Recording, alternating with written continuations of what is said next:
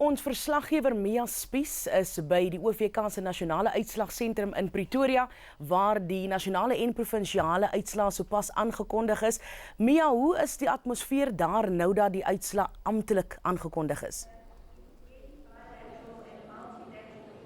Jenali, is 'n jolige atmosfeer hier by die nasionale uitslagsentrum in Pretoria. Ek praat net 'n bietjie sag want die verkiesingskommissie is nog besig om die uitslae agter ons te gee, maar hulle het sopas amptelik die uitslae van die nasionale en die provinsiale verkiesing bekend gemaak en hulle het 7 dae gehad om hierdie uitslae bekend te maak. Hulle het dit natuurlik binne 3 dae gedoen. Daar was nou nie juist groot verrassings nie. Ons het in die tyd geweet die ANC behou hulle oorgrote meerderheid, gevolg deur die DA en dan natuurlik derdens die EFF.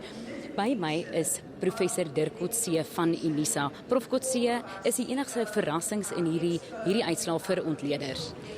Wel, as dit wat nou aangekondig is, nee, maar ek dink as die mense teruggaan na 'n week of wat terug toe, dan en wat ons vandaan weet, dan is daar definitief ek sou sê verrassings. Die eerste een is dat die ANC miskien swakker gedoen het as in wat meeste mense gedink het. Die EFF het gegroei, maar minder as wat baie mense gedink het.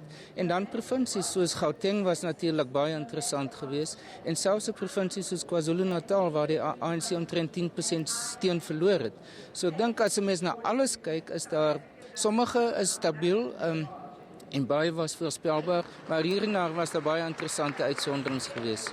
Prof, die kleiner partye of 'n groep van die kleiner partye dreig nou om hof toe te gaan omdat die verkiesing volgens hulle nie vry en regverdig was nie. Dink jy hulle kan enigiets bereik? Ek dink daar is probleme, maar ek dink nie dit gaan op hierdie manier gedoen word nie. Ek dink die verkiesingskommissie is nou gewaarsku en ek dink hulle gaan terug en hulle gaan baie nou geset kyk na die wetgewing wat hier ter sprake is, artikel 24A spesifiek.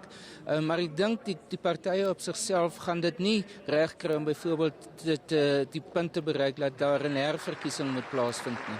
Die uitslae is nou amptelik aangekondig. Wat nou van hier af? Wel, ek dink die volgende stap is nou dat dit moet nou oorgedra word aan die hoofregter. Die hoofregter gaan dit weer aan die parlement oordra, die uitslae, en dan op die 22ste vergader die nasionale vergadering. Al die lede van die parlement moet dan ingesweer word. Onmiddellik daarna kies hulle dan die speaker sowel as die president, wat ek dink 'n belangrike geleentheid gaan wees. En die dag daarna is dit die nasionale raad van provinsies wat deur dieselfde proses dan moet gaan. Dan natuurlik die 25ste is die inhuldiging hier op Loftusversveld. Baie dankie prof vir jou tyd. Jenali, ons sien nou, daar is vanaand 'n gala ete en ons kan hoor dit begin nou heel jolig raak hier agter my. So baie dankie terug na jou toe in die ateljee.